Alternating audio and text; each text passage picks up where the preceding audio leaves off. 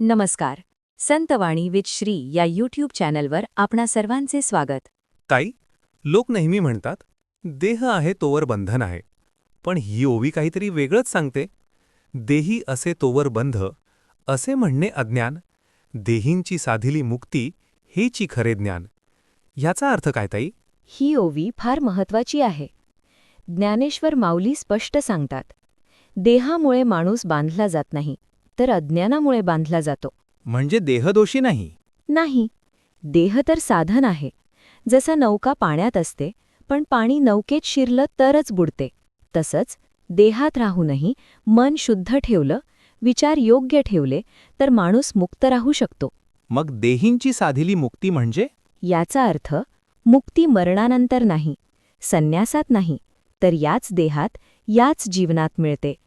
राग, लोभ, मत्सर, भीती यांच्यावर विजय मिळवणं हीच खरी मुक्ती. ताई, आजच्या काळात याचं उदाहरण बघ. 2 माणसं आहेत.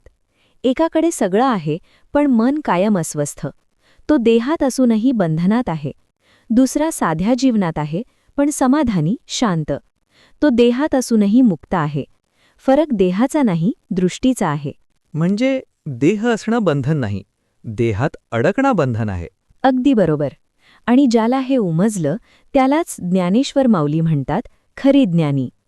असेच संतांचे अभंग, त्यामागचं खरं ज्ञान माझ्या यूट्यूब चॅनलवर पूर्ण व्हिडिओमध्ये नक्की पहा. लाईक, शेअर आणि सबस्क्राईब करायला विसरू नका. धन्यवाद.